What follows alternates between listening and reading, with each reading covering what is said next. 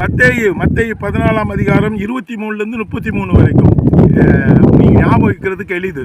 மத்தேயு 17ஆம் அதிகாரம், மேத்யூ 14ஆம் அதிகாரம் 23லேருந்து 33 வரைக்கும் என்ன சொல்லுகிறது? அவர்களை அனுப்பிவிட்ட பின்பு தனித்து ஜெபம் பண்ணும்படி ஒரு மலையில் ஏறி சாயங்காலம் போது அங்கே தனிமையாக இருந்தார்.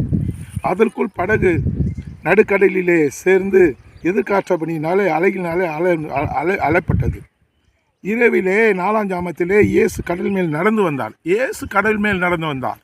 அவருக்கு அந்த அதிகாரம் இருக்கிறது. இயற்கையை படைத்தவர், இயற்கையின் மீது அதிகாரம் இருக்கிறது. கடலை உண்டாக்கினவர், கடலிலே நடக்க முடியும்.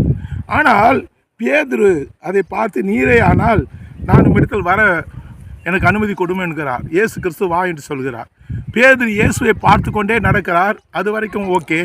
ஆனால் அவன் கடலையும் அலையும் பார்க்கும்போது அவன் மூழ்கி விடுகிறான்.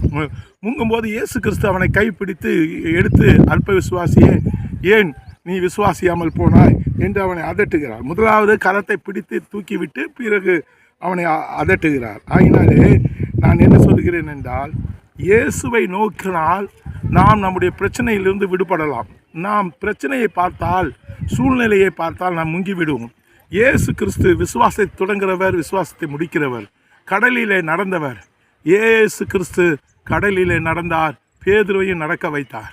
அவர் செய்த அற்புதத்தை மற்றவர்களும் செய்ய வேண்டும் என்று விரும்புகிற இயேசு கிறிஸ்து என்ன சொன்னார்? யோவானிலே, நான் செய்கிற காரியங்களை நீங்கள் செய்ய முடியும், இதை விட பெரிய காரியங்களை செய்ய முடியும் என்று சொன்னார்.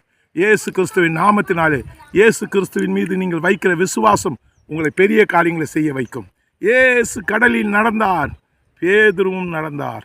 ஆனால் மூழ்கின போது பேதுருவை கரம் பிடித்து எடுத்து மறுபடியும் அவனை அதட்டினார். ஏன் விசுவாசியாமல் போனாய்? சூழ்நிலையை நாம் பார்க்கிறோம், அலைகளை பார்க்கிறோம், நாம் அங்கு கொதித்து எழும்புகிற அந்த கொந்தளிப்பை பார்க்கிறோம். அதையெல்லாம் பார்க்காமல் இயேசுவை பார்க்கும்போது உங்களுடைய சூழ்நிலையெல்லாம் மாறும். மேகம் போன்ற இத்தனை திரளான சாட்சிகள் நம்மை சூழ்ந்து நிற்க, விசுவாசத்தை தொடங்குகிறவர் முடிக்கிறவருமாய் இயேசுவை நோக்கி நம்முடைய ஓட்டத்தை நாம் ஓடக்கடவோம் என்று சொல்லி எபிரேயர் 12ஆம் அதிகாரம் 1ஆம் வசனம் சொல்லுகிறது.